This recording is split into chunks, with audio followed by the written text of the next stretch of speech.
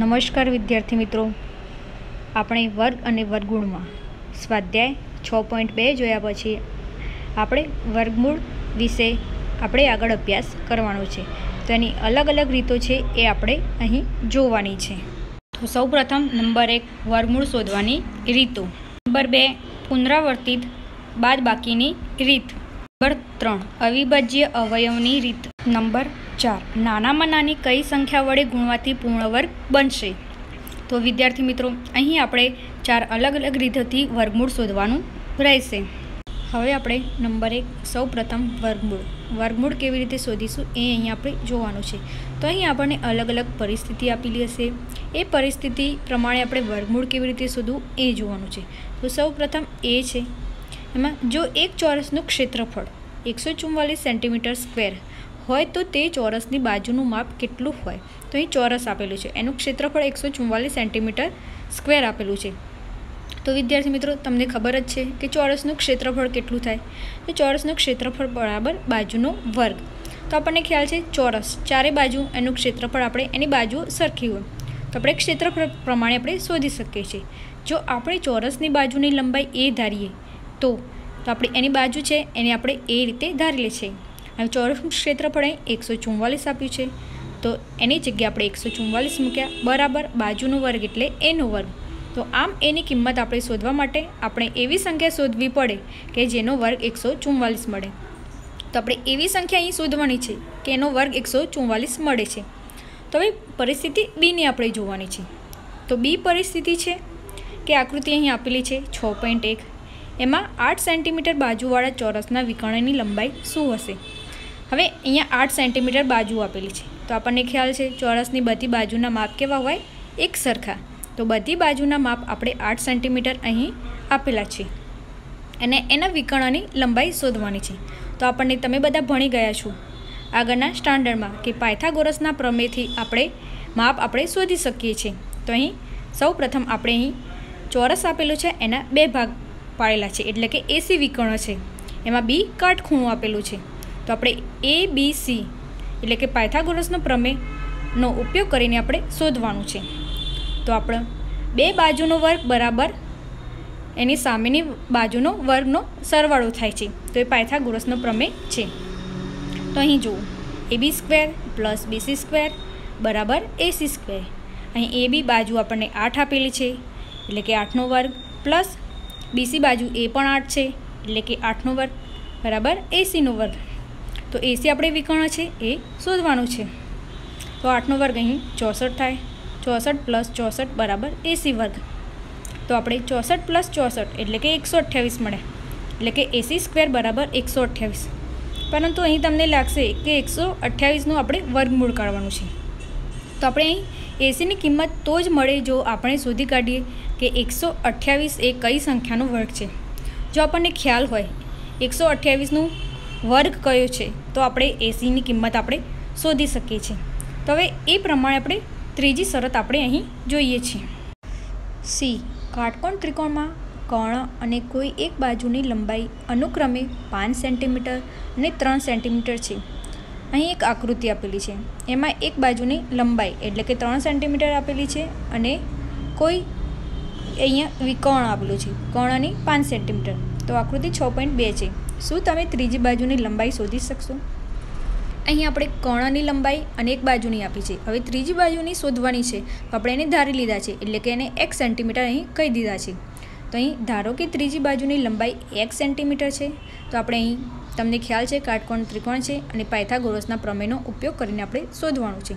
તો પાયથાગોરસના પ્રમેયની મદદથી 5નો વર્ગ બરાબર x² + 3નો વર્ગ. તો 5નો વર્ગ અહીં 25 છે બરાબર x² + 3નો વર્ગ 9. હવે આપણે 9 અહીંયા પ્લસ છે, સામે જાય તો માઇનસમાં આવશે એટલે કે 25 - 9 બરાબર x². હવે 25માંથી 9 જાય તો 16 બરાબર x². તો આપણે xની કિંમત માટે 16 કઈ સંખ્યાનો વર્ગ છે તેની જાણકારી જરૂરી છે. આમ આપણે ઉપરના બધા જ કિસ્સાઓમાં આપણે એક એવી સંખ્યા શોધવી પડે કે જેનો વર્ગ જાણીતી સંખ્યા મળે. તો આપણે સૌપ્રથમ એ જોયું હતું, એમાં a² બરાબર 144. જો એની કિંમત શોધવી હોય તો આપણને બધાને ખ્યાલ હોવો જોઈએ કે 144નો વર્ગ કયો થાય. તો આપણને જાણ છે કે 12 થાય. તો હા, આપણને મળી શકે. પછી બીજા નંબરમાં આપણે જોયું છે તો એ સ્ક્વેર બરાબર આપણે કેટલા છે 128. હવે 128નું વર્ગમૂળ આપણને મળતું નથી તો આપણે શોધી શકીએ નહીં. અને અહીં છે એક્સ સ્ક્વેર બરાબર 16. હવે 16નો વર્ગ શું થાય છે 4, એટલે કે એક્સની કિંમત અહીં આપણને 4 મળે છે. તો આમ જાણીતી સંખ્યા કઈ સંખ્યાનો વર્ગ છે તે શોધવાની પ્રક્રિયાને આપણે વર્ગમૂળ શોધવાની પ્રક્રિયા કહે છે, એ આપણે અહીં હવે જોઈએ છીએ. વિદ્યાર્થી મિત્રો, અત્યાર સુધી આપણે વર્ગ કેવી રીતે શોધ્યો એ આપણે ભણ્યા છીએ. તો હવે વર્ગમૂળ કેવી રીતે શોધવું વર્ગ ઉપરથી એ આપણે અહીં શીખવાનું છે.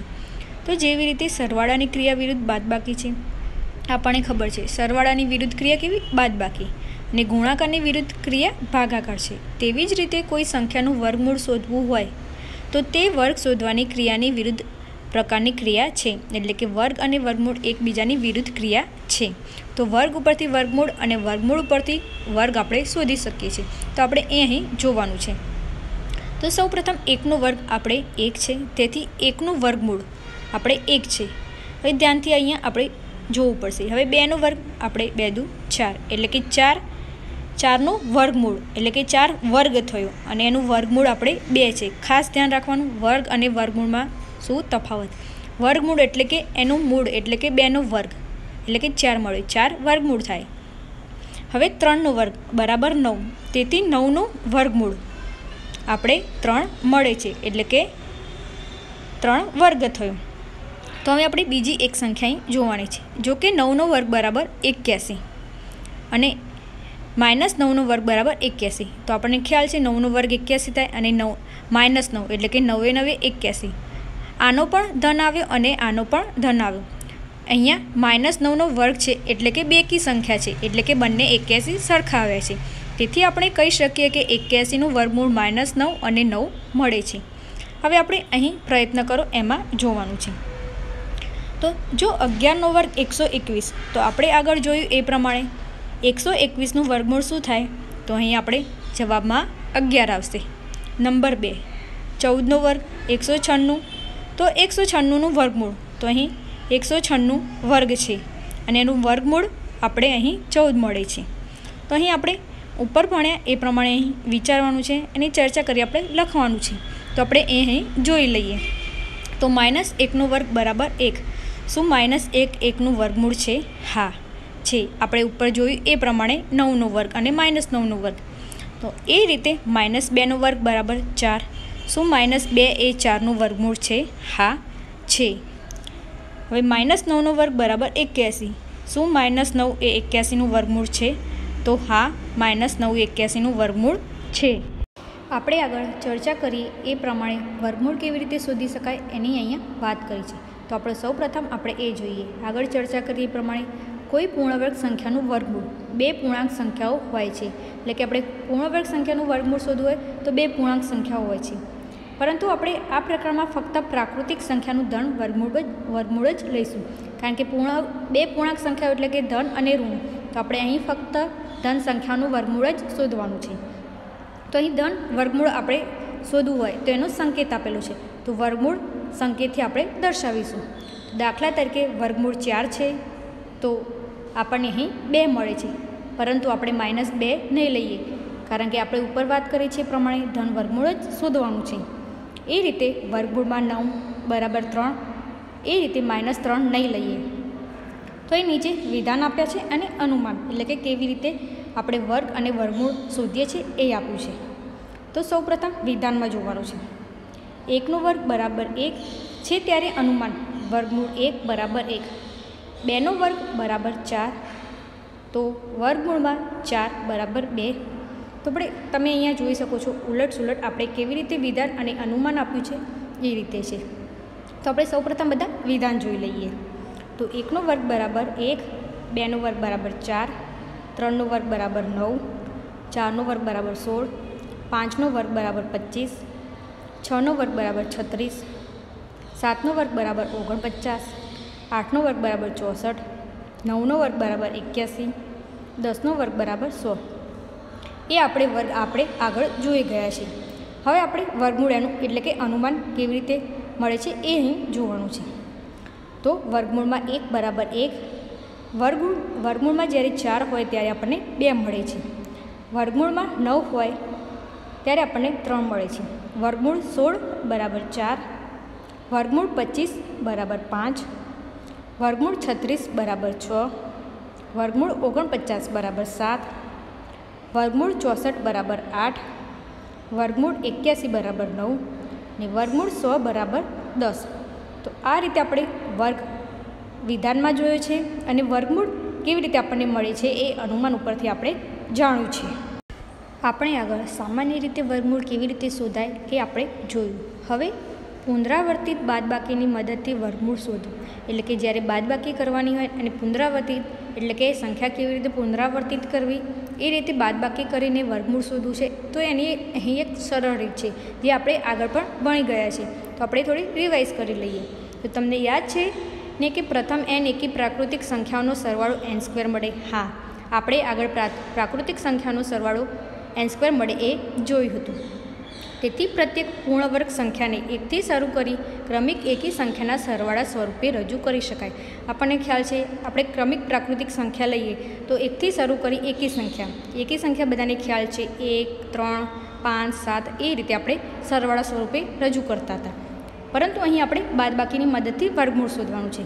તો ચાલો અહીં આપણે એક સંખ્યા લીધી છે વર્ગમૂળમાં 81. તો એ સંખ્યા માટે આપણે વિચારીએ. તો સૌપ્રથમ 81 સંખ્યા છે તો એનું વર્ગમૂળ શું મળે એ આપણે શોધવાનું છે. તો અહીં બાદબાકીની મદદથી તો બાદબાકી કરવાની છે, પણ કેવી સંખ્યા નહીં તો ક્રમિક એકી સંખ્યા. તો હવે ક્રમિક એકી સંખ્યા કેવી આવે? 1, 3, 5, 7 એ રીતે આવે. તો આપણે ચાલો આપણે એ અહીંયા કરીએ છીએ. તો નંબર 1 81 - 1 બરાબર આપણને 80 મળે છે. હવે આપણે જે જવાબ મળે છે એ સંખ્યામાંથી ક્રમિક એકી સંખ્યા બાદ કરવાની છે. તો આપણને અહીં જવાબ સ્વરૂપે 80 મળ્યા છે. તો 80 - 3 બરાબર 77. હવે 77માંથી 3 પછી ક્રમિક સંખ્યા 5 આવે, એટલે કે 77 - 5 બરાબર 72 મળ્યા. હવે 72 છે તો 72માંથી આપણે 5 ક્રમિક સંખ્યા પછી 7 આવે, એટલે કે 72 - 7 બરાબર 65 મળ્યા. એ રીતે 65 - 9 બરાબર 56. વિદ્યાર્થી મિત્રો, આપણે અહીં ત્યાં સુધી બાદબાકી કરવાની છે જ્યાં સુધી આપણને 0 ન મળે ત્યાં સુધી. તો અહીં 56 - 11 બરાબર 45, 45 - 13 બરાબર 32 મળ્યા, 32 - 15 બરાબર 17. હવે 17 આવે છે તો 15 પછી આપણે એકી સંખ્યા આવે છે 17. તો 17 - 17 બરાબર આપણે અહીં 0 મળ્યા છે. તો અહીં આપણે આ ક્રમિક સંખ્યા અહીં આપણે સ્ટોપ કરીશું. તો આપણે સૌપ્રથમ અહીંયા ગણીશું તો કેટલા સુધી આપણને 0 સુધી મળે છે? તો 9 સુધી આપણને મળ્યા છે. તો અહીં આપણે 81માંથી 1થી શરૂ કરી ક્રમિક એકી સંખ્યા બાદ કરતા ગયા તો આપણે 9 સુધી પહોંચ્યા છે. તો આપણને બાદબાકી 0 મળે છે. તો આપણે 9 મળ્યા તો આપણે વર્ગમૂળ 81 બરાબર એનો જવાબ આપણને અહીં 9 મળે છે એમ કહી શકીએ છીએ. તો અહીં આપણે 81નું વર્ગમૂળ શોધ્યું. તો અહીં આપણે એક બીજી સંખ્યા આપી છે. શું તમે 929નું વર્ગમૂળ આ પદ્ધતિથી શોધી શકો? હવે 729 આપ્યા છે. 729 તો એનું વર્ગમૂળ શોધવું બહુ કઠિન છે, કારણ કે 0 સુધી પહોંચવા માટે આપણે બહુ લાંબી પ્રોસેસ કરવી પડશે. હા, પરંતુ તે પ્રક્રિયા ઘણી જ લાંબી અને વધારે સમય લાગે તેવી છે. તો આના માટે આપણે એક સરળ રીત વર્ગમૂળ શોધવાની જોવાની છે. તો એના પહેલાં આપણે જે અહીંયા રીત સમજાવી છે એ તમારે ઘરેથી પ્રયત્ન કરો, એક્ઝામ્પલ કરવાના છે.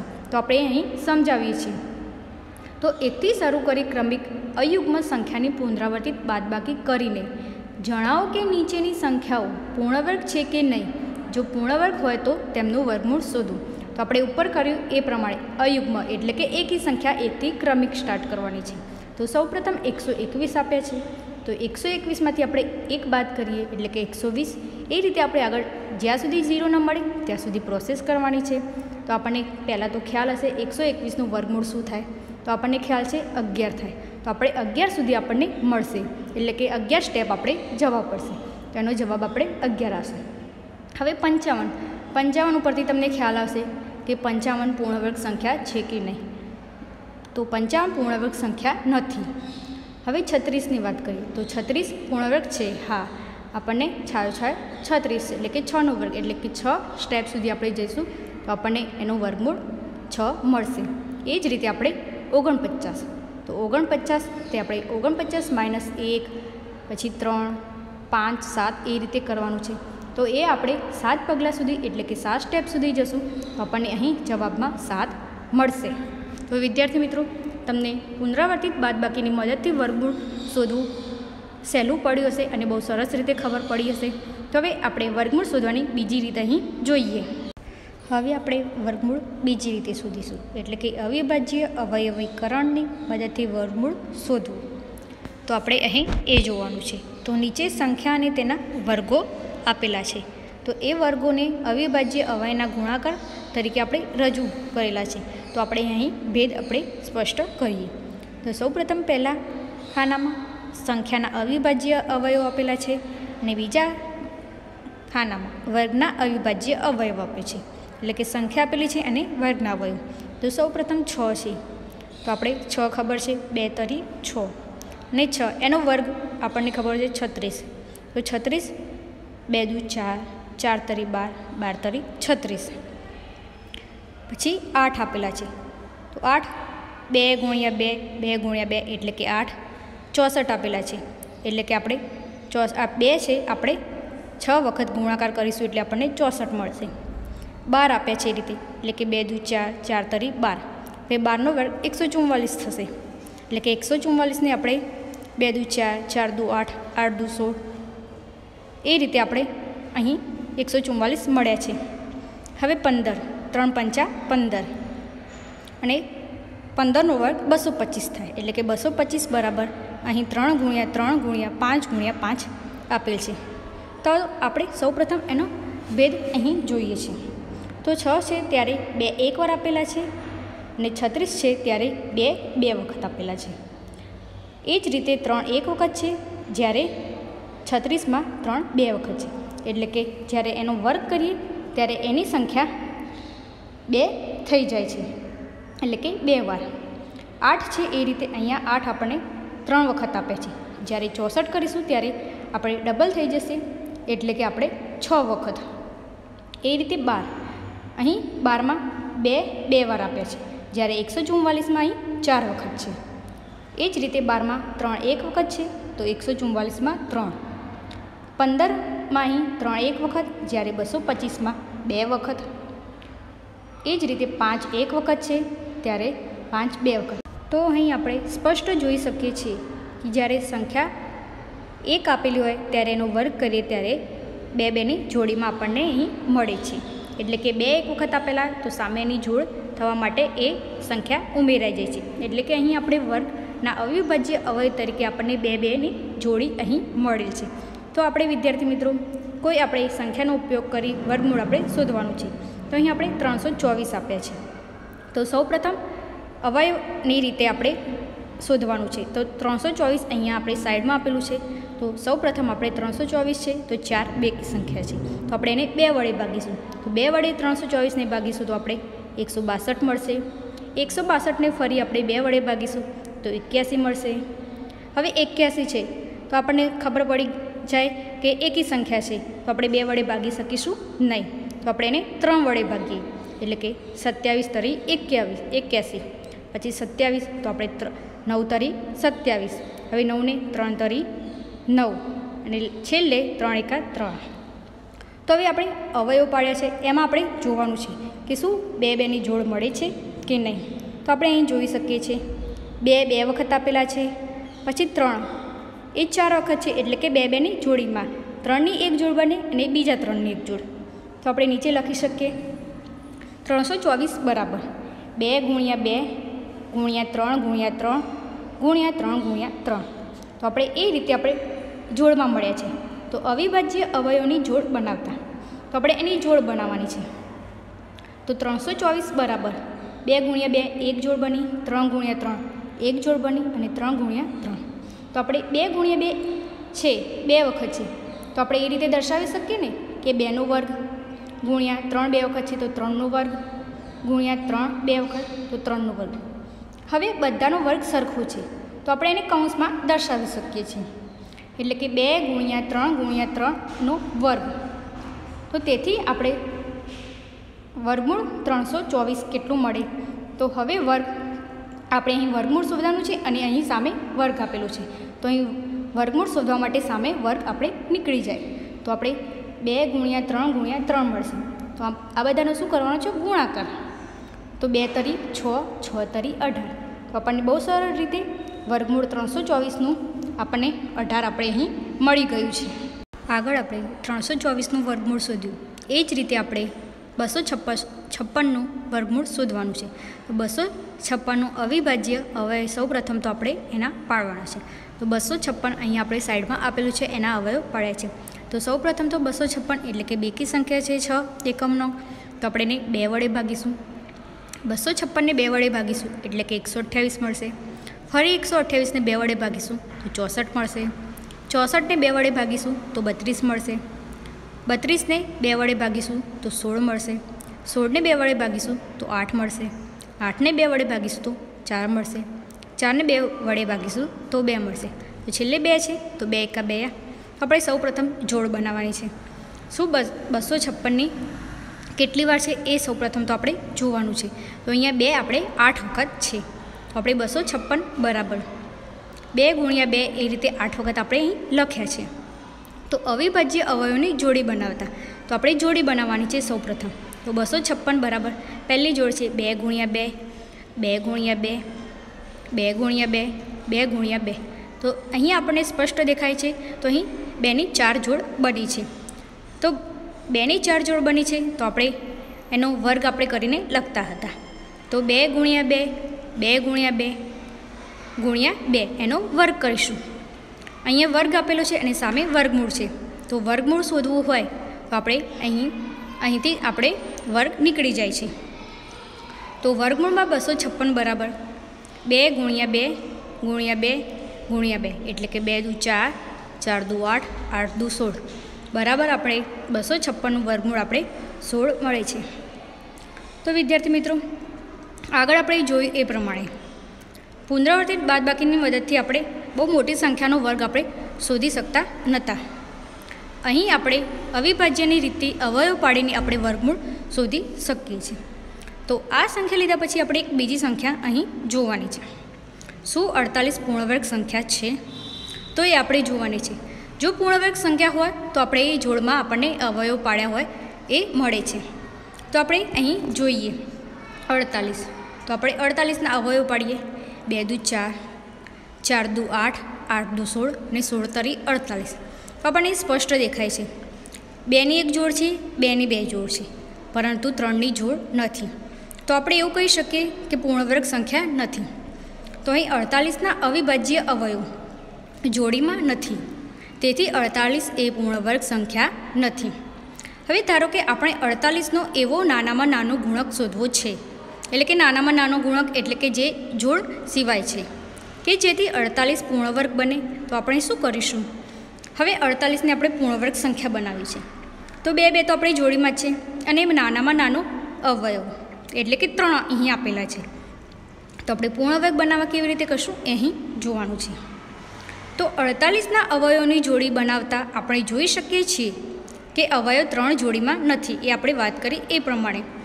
તેથી 48ને માત્ર 3 વડે ગુણવાથી જોડી બની જાય. હવે જો 48ને 3 વડે આપણે ગુણીએ તો જોડી 3ની બની જાય. એટલે કે આપણે ગુણ્યા 3 કરવાના છે. તો અહીં 48 × 3 એટલે કે 144. હવે આપણને ખબર છે 144 કેવી સંખ્યા છે?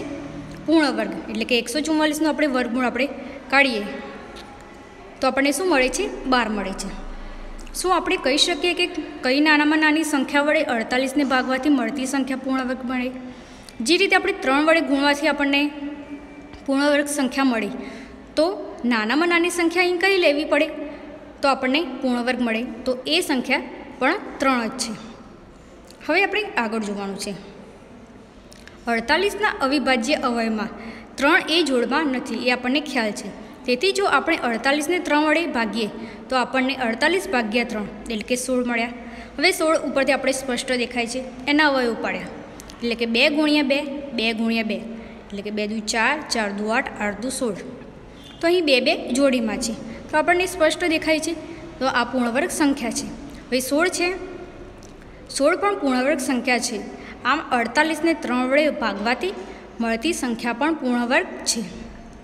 અહીં વિદ્યાર્થી મિત્રો, જ્યારે પૂર્ણ વર્ગ સંખ્યા ના બનતી હોય ત્યારે જે જોડી સિવાય જે નાનામાં નાનો પૂર્ણ વર્ગ સંખ્યા આપેલી હોય એને ગુણવાથી અથવા ભાગવાથી પૂર્ણ વર્ગ આપણે બનાવી શકીએ છીએ. આપણે વર્ગમૂળ શોધવાની અલગ અલગ રીતો જોઈ, તો હવે આપણે એના કેટલાક ઉદાહરણ જોઈશું. તો સૌપ્રથમ ઉદાહરણ 4.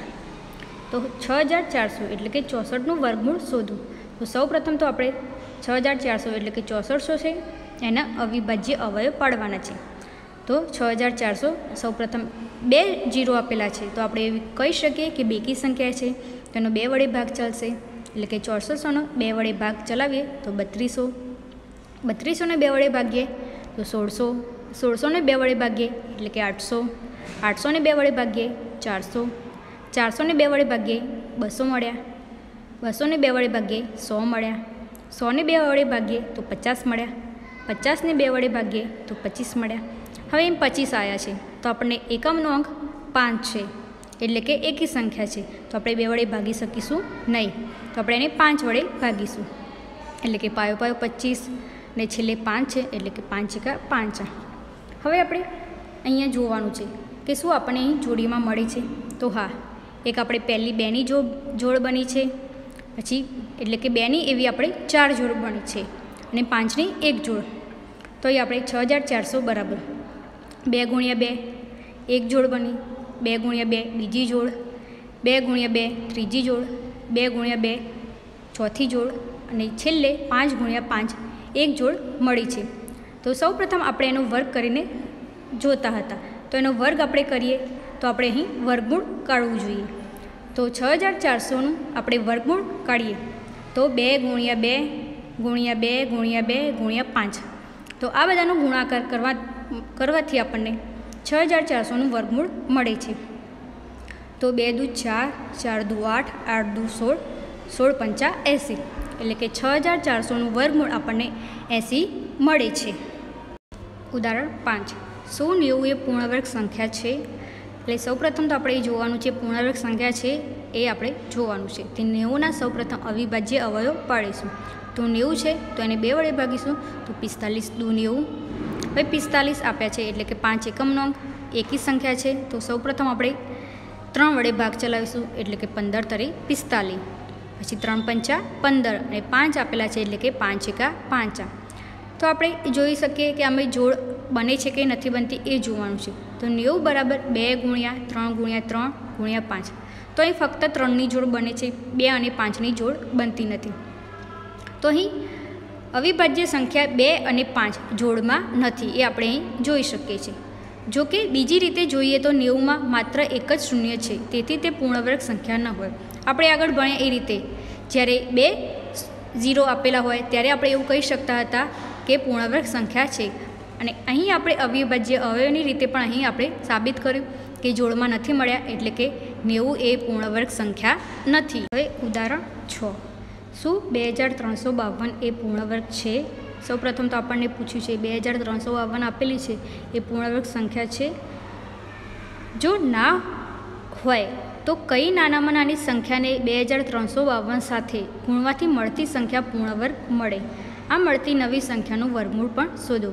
જો આપણને પૂર્ણવર્ગ મળી જાય તો આપણે કંઈ કરવાની જરૂર નથી, પરંતુ જો આપણને પૂર્ણવર્ગ સંખ્યા ન મળે તો એમાંથી નાનામાં નાની જે સંખ્યા હોય એ કઈ સંખ્યા છે કે ગુણવાથી પૂર્ણવર્ગ બને, અને એ જે નવી સંખ્યા મળે એનું આપણે વર્ગમૂળ શોધવાનું છે.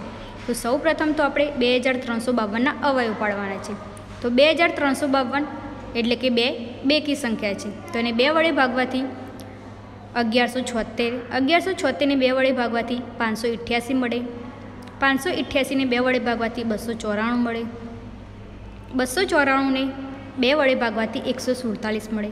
હવે અહીં 147 છે એટલે કે 7 એકમનો અંક એકી સંખ્યા છે, એટલે કે 2 પછી આપણે 3 સંખ્યા આવે તો એના વડે આપણે ભાગી જોઈએ, એટલે કે 147ને આપણે 3 વડે ભાગીએ તો 49, 49ને આપણે 3 વડે ભાગી શકતા નથી, એટલે કે સીધું 49 અને 7 એકા 7. તો અહીં આપણે એની જોડ બનાવવાની છે, આપણને મળે છે કે નહીં. તો અહીં 2352 એટલે કે અહીં 2 ગુણ્યા 2 2 ગુણ્યા 2 ગુણ્યા 3 ગુણ્યા 7 ગુણ્યા 7. તો અહીં આપણે જોઈ શકીએ છીએ આપણને 2ની 2 જોડ મળે છે, એટલે કે 2 ગુણ્યા 2, 2 ગુણ્યા 2 ગુણ્યા 3ની અહીં જોડ મળતી નથી અને 7ની અહીં આપણે 1 જોડ મળે છે. તો આના ઉપરથી સ્પષ્ટ આપણે કહી શકીએ છીએ કે પૂર્ણવર્ગ સંખ્યા નથી. તો અહીં અવિભાજ્ય અવયવ 3 એ જોડીમાં નથી, તેથી 2352ને પૂર્ણવર્ગ સંખ્યા આપણે કહી શકતા નથી. હવે જો 3 જોડીમાં ના હોય તો તે પૂર્ણવર્ગ સંખ્યા આપણે બનાવી શકીએ, ના હોય તો આપણે બનાવી શકતા નથી, પરંતુ 3 જ્યારે જોડીમાં હોય ત્યારે એ સંખ્યા આપણને પૂર્ણવર્ગ છે એમ કહી શકીએ. તો તેથી આપણે 2352ને 3 વડે ગુણીએ તો મળતી સંખ્યા પૂર્ણવર્ગ મળે. તો આપણે અહીં 2352ને 3 વડે ગુણવાના છે, એટલે કે આપણે 3 જોડમાં આવી જાય તો એ સંખ્યા પૂર્ણવર્ગ છે એમ આપણે કહી શકીશું. તો આપણે અહીં 2 ગુણ્યા 2, 2 ગુણ્યા 2, 3 ગુણ્યા 3 અને 7 ગુણ્યા 7 અહીં આપણે જોડમાં લખ્યા છે.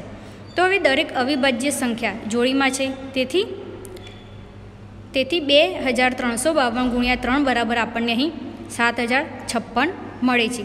તો 7056 એ પૂર્ણવર્ગ સંખ્યા બને છે.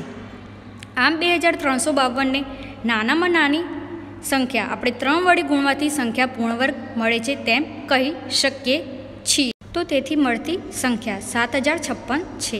તો હવે જે આપણે અહીં ક્વેશ્ચનમાં કહ્યું છે જે મળતી સંખ્યા છે એનું વર્ગમૂળ શોધવાનું છે.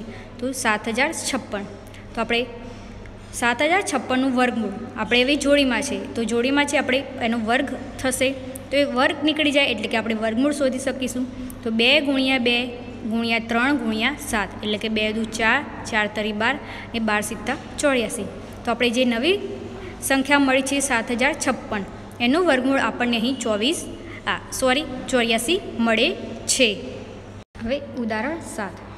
9408ને એવી કઈ નાનામાં નાની સંખ્યા વડે ભાગવાથી મળતું ભાગફળ પૂર્ણવર્ગ સંખ્યા મળે? આ ભાગફળનું વર્ગમૂળ શોધો. હવે આગળ આપણે ઉદાહરણ 6માં જોયું, એમાં કઈ સંખ્યા ગુણવાથી આપણે પૂર્ણવર્ગ મળે એ આપણે જોયું હતું, અને અહીં આપણે એ જોવાનું છે કઈ સંખ્યા વડે ભાગવાથી પૂર્ણવર્ગ સંખ્યા મળશે, તો એ આપણે અહીં જોવાનું છે. તો 9408 એના આપણે અવયવ પાડીએ તો આપણને અહીં મળ્યા છે 2 ગુણ્યા 2, 2 ગુણ્યા 2, 2 ગુણ્યા 2 ગુણ્યા 3 ગુણ્યા 7 ગુણ્યા 7. તો અહીં આપણને સ્પષ્ટ દેખાય છે કે 3 જોડીમાં નથી. તો આપણને ખ્યાલ આવી જવો જોઈએ કે કઈ સંખ્યાને આપણે 3 વડે 9408ને આપણે ભાગીશું તો સંખ્યા 3 છે. તો જો 9408ને આપણે એ અવયવ છે એને 3 વડે ભાગીએ તો આપણને પૂર્ણવર્ગ સંખ્યા મળે છે કે નહીં એ જોવાનું છે. તો 9408 ભાગ્યા 3 આપણે કરીએ તો 3136 મળ્યા. તો આપણે 3 એ જોડીમાં આપણે અહીં છે તો આપણે ભાગાકાર કર્યા તો અહીં જોડીમાંથી નીકળી જશે. તો અહીં ગુણાકારમાં હતા, સામે ગયા એટલે કે ભાગાકારમાં. તો 3136 છે. તો અહીં આપણે જોડીમાં છે 2 ગુણ્યા 2, 2 ગુણ્યા 2, 2 ગુણ્યા 2 અને 7 ગુણ્યા 7, એટલે કે આપણી આ સંખ્યા છે પૂર્ણવર્ગ બની ગઈ, કારણ કે અહીં જોડમાં બધી સંખ્યા થઈ ગઈ છે. તો આમ આપણે નાનામાં નાની 3 સંખ્યા છે એને ભાગવાથી આપણે પૂર્ણવર્ગ સંખ્યા મળે છે. તો આપણે વર્ગમૂળમાં 3136 આપણે એનું વર્ગમૂળ શોધવું હોય એટલે કે 2 જોડીમાં છે, એટલે કે 2 ગુણ્યા 2 ગુણ્યા 2 ગુણ્યા 7 આ બધાનો ગુણાકાર કરીશું તો આપણને એનું વર્ગમૂળ મળી જશે. એટલે કે 2 દુ 4, 4 દુ 8, 8 સિત્તા 56. તો આપણે 3 વડે ભાગવાથી આપણને 3136 સંખ્યા મળી છે. હવે એ સંખ્યાનું આપણને વર્ગમૂળ શોધવાનું કહ્યું છે તો આપણને 56 અહીં મળે છે. હવે આપણે ઉદાહરણ 8 જોઈએ. સંખ્યાઓ 6, 9 અને 15થી નિશેષ ભાગી શકાય તેવી નાનામાં નાની પૂર્ણવર્ગ સંખ્યા શોધો. એટલે કે આપણને અહીં 3 સંખ્યા આપી છે અને એ સંખ્યામાંથી આપણે નિશેષ ભાગી શકાય તેવી નાનામાં નાની પૂર્ણવર્ગ સંખ્યા શોધવાની છે. તો સૌપ્રથમ તો આપણે 6, 9, 15 એના અવયવ પાડીશું.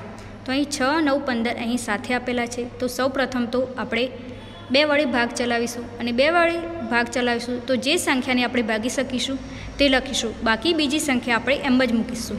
એટલે કે સૌપ્રથમ તો 2નો આપણે 6થી ભાગ ચાલે, એટલે કે 2 તરી 6, 9 અને 15 એમ જ. પછી આગળ ચાલી શકે નહીં, એટલે કે 3, 3 એકા 3, 3 તરી 9, 3 પંચા 15. હવે 3નો આપણે 1 વડે ભાગ ચાલી શકે, એટલે કે 3 એકા 3 3 છે, એટલે કે 3 એકા 3, પછી 5 એમ જ મૂક્યા. હવે છેલ્લે આપણે 5, એટલે કે 5 એકા 5. એ રીતે આપણે અહીં 6, 9 અને 15ના અવયવો આપણે અહીં પાડ્યા છે. તો આપણે સૌપ્રથમ આપણે બે અલગ રીતે આપણે સોપાનમાં અલગ વહેંચીશું. તો સૌપ્રથમ આપણે નાનામાં નાનો સામાન્ય અવયવી શોધીશું અને ત્યારબાદ જરૂરી પૂર્ણવર્ગ શોધીશું, એટલે કે કઈ સંખ્યા ઉમેરવાથી આપણે પૂર્ણવર્ગ બનાવીશું એ શોધીશું. એટલે કે 6, 9, 15થી નિશેષ ભાગી શકાય તેવી નાનામાં નાની સંખ્યા તેમનો લસા લઈશું.